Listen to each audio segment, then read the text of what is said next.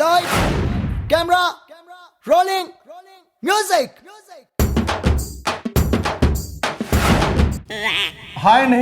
Shri Ranjith movies banner మీద KL Damodar Prasad గారి నిర్మాతగా, క్రియేటివ్ డైరెక్టర్ తేజ గారి దర్శకత్వంలో దిలీప్ దక్షాని హీరో హీరోయిన్ గా పరిచయం చేస్తూ ఈ రోజు మన ముందుకు వచ్చిన ఎంటర్టైన్మెంట్ హోరా హరి. ఈ అడవాడికి ఏం తక్కువ లేదండి. ముందేలే ముందేలే అందం ఎప్పుడు ముందేలే, ముందేలే ముందేలే వెనకాలే మేమేలే,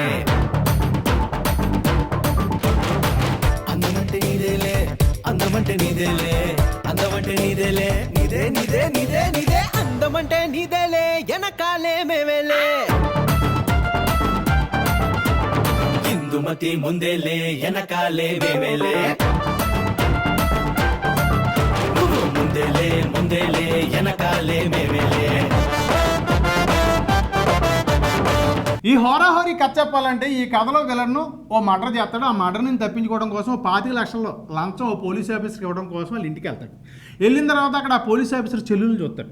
25 లక్షలు పోలీస్ ఆఫీసర్కి ఇచ్చి, ఏమంటే మీ చెల్లెలు చాలా బాగుంది, నాకు నచ్చింది, నాకు ఇచ్చి పెళ్లి చేయండి, 50 లక్షలు మీకు ఎదిరిస్తానంటాడు. దానికి ఆ పోలీస్ ఆఫీసర్ ఒప్పుకోడు.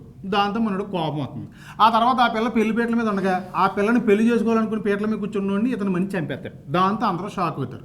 ఆ తర్వాత ఆ పిల్లని ఎవరు పెళ్లి చూపులు చూడడానికి వచ్చినా వాళ్ళు ఇతని మనుషుల వల్ల చనిపోతూ ఉంటారు. ఆ పిల్ల ఈ షాకులు మీద షాకులు కలిగేటప్పటికి కొంచెం అపస్మారక స్థితికి వెళ్ళిపోయి కొంచెం ఇంచుమించులో కోమం అనుకో, మాట అంతే ఉండదు. మరి ఆ పిల్ల మళ్ళీ మామూలు మనిషి అవ్వాలంటే ఏం చేయాలని చెప్పి కొన్నాళ్ళు స్థల మార్పు ఉంటే బాగుంటుందని కర్ణాటకలో ఉన్న మారుమూల విలేజ్కి తీసుకెళ్తారు. అక్కడ ఎప్పుడు వర్షం కురిసే విలేజ్ అది. ఆ విలేజ్లోనే ఉంటాడు మన హీరో. ప్రశ్న అడుపుకుంటాను. ఆ హీరోకి మన హీరోయిన్కి అనుకోకుండా పరిచయం వద్ది. ఈ పిల్ల పరిస్థితి తెలుసుకుని ఈ పిల్లకి దగ్గర అవుతాడు. పాపం ఇతను అనుకోకుండా పరిచయం పెరగటం, వాళ్ళిద్దరి మధ్య మాటలు కుదరటంలో ఈ అమ్మాయి మామూలు మనిషి అవుద్ది. మామూలు మనిషి ఏంటంటే వాళ్ళిద్దరి మధ్య స్నేహం, ఆ స్నేహం ప్రేమగా మారటం ఆటోమేటిక్గా జరిగిపోతుంది. ఇవన్నీ జరిగిన టైంలోనే విలన్ నా ఊరు వస్తాడు. ఈ విలన్కి హీరోకి అనుకోకుండా పరిచయం వద్ది. ఆ పరిచయం స్నేహంగా మారుతుంది. వాళ్ళిద్దరు స్నేహితులు ఏందో తెలుస్తుంది, వీళ్ళిద్దరూ కోరుకునేది ఒకే పిల్లని, అదే మన హీరోయిన్ అని. ఆ తర్వాత మరి ఆ విలన్ నుంచి ఈ హీరోయిన్ మన హీరో ఎలా కాపాడుకున్నాడో, చివరికి తన ప్రేమని ఎలా సాధించుకున్నాడు అనే పాయింట్తో మనం ముందుంచిన కథ ఈ హోరా హోరీ. తేజ గారు చాలా తెలివినోర్రా. ఇప్పుడు ఒకే ప్రేమ కథని తిప్పి తిప్పి చూపిస్తారు. నేలని ఆ నింగిని ఏ గాలిని నీరుని నిప్పుని చెప్పని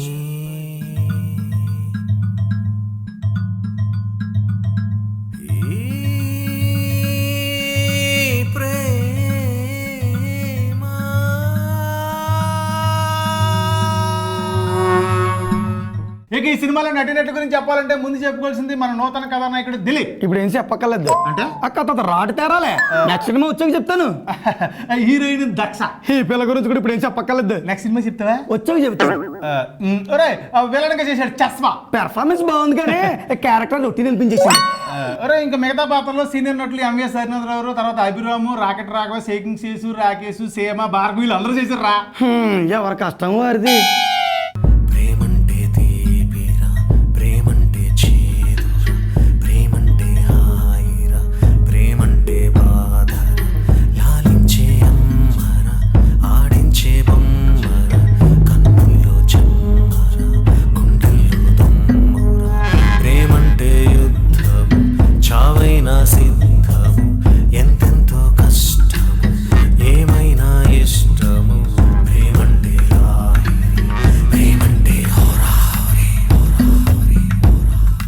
ఇక ఈ సినిమా సాంకేతిక నిపుణుల గురించి చెప్పాలంటే ముందుగా మన జునైద్ అందించిన ఎడిటింగ్ కొంచెం కత్తిరించాలరా.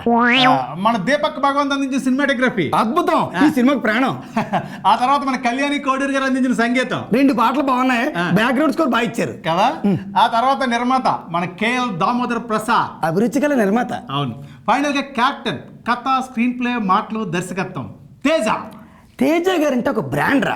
ఆయన ఇప్పుడు ప్రేమ కథలనే తీస్తారు. అవును. వాటిలో ఎమోషన్స్ అద్భుతంగా చూపిస్తాడు. ఎందుకుగానే ఈసారి బ్రాండ్ కనపడలేదురా. నువ్వేమంటున్నావు అర్థమవుతుందా? అసలు నువ్వేం అడుగుతున్నావు నీకు అర్థమవుతుందా? అర్థమయ్యాక ఫోన్ చేయి. ఎంతకని నేను అడిగేది.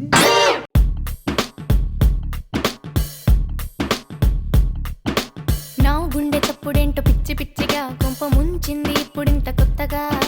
నా వచ్చినట్టుగా పరుగు తీసింది ఒంటి నిండా వరదలా నా పల్సు రేటు అంత చిక్కనట్టుగా కొట్టుకుంటాన్ని అన్నీ అందనట్టుగా ఒకటే ఇదిగా ఎదల తడగా నాలో లోలో ఏదో మొదలైనది ఆనాడే ఆరా తీయాలంటే పుడుతున్నది కంగారే తీరా ఆలోచిస్తే దానర్థం ప్రేమేలే. ఒక సినిమా హిట్ అయితే ఆ చిత్ర దర్శకుడు ఇంకో సినిమా చేయబోతున్నాడు అంటే ప్రేక్షకులు ఎన్నో అంచనాలు పెట్టుకుంటారు.